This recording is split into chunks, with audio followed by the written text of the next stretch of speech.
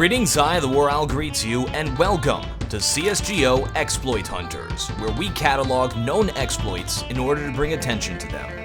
This time, we're going to be looking at a Dust2 exploit involving the draw distance for models. In order to optimize the game, models will fade away at a certain distance, but a few of these are very visible when they do so, and one in particular allows an unfair advantage. This box is a very special box. There are many like it, but this one is mine. Well, this one is actually visible from both corners of the map, from very long distances. From either side, when you walk as far back as possible, the box fades into oblivion. It's the magical disappearing box. It's difficult to see at first, but once you see it, you'll excrement masonry. Well, the magic box is also very commonly used as cover. The fun thing is that the player will be visible at this distance, but the box will not. It works from both sides of the map, and it doesn't work when you scope in. Just when you thought it was safe to take cover. The game apparently has built-in wall hacks. I can see this being useful from B sites when someone is hiding in CT spawn. This is a very common spot people stand in CT spawn.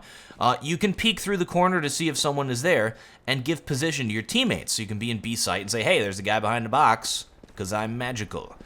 It's just a little thing to look out for.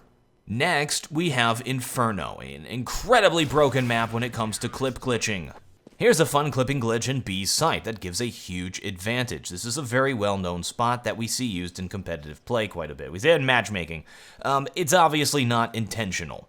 Just do the jumping puzzle to get from those boxes over to the fountain over to new box in Inferno's B site. Crouch and move to the end of the box under the arch until the player model stands up. Then move as far as you can along the wall and jump duck. You'll get clipped up into the ceiling.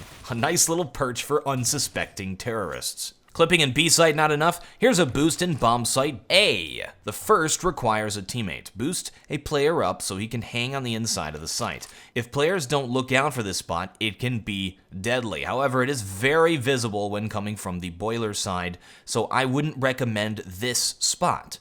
There's another clip you can do here though. Solo. You don't need a teammate. Jump onto the protruding masonry here, then jump again towards the top and jump duck. You'll get an awesome spot. This one is more useful in that it's not as visible when enemies are entering the site, but you can still watch for players going to plant the bomb or entering the bomb site, and you can get out of it if you need to. You can go up either of the sides of the arch, but the better one is the further one away from you, because the player has a pillar blocking him from being visible from the archway side. This is like the sweet spot here. Next, we have our most cray-cray of the bunch. People view it as more of a nuisance than an exploit. It's a trap! But it actually has some very unique properties that can make it useful. Just go up to this corner, jump and duck when you're at the high elevation. It takes a bit of practice to get it properly, but once you get the feel for it, it is very reproducible. The negative to this spot is that you're now stuck. One man enters, no man leaves.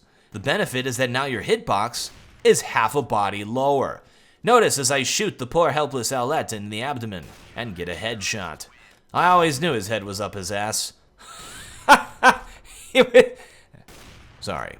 I've seen this spot used in a professional match once by Foxyo, though it was entirely unintentional and it ended with him just getting stuck and losing the round.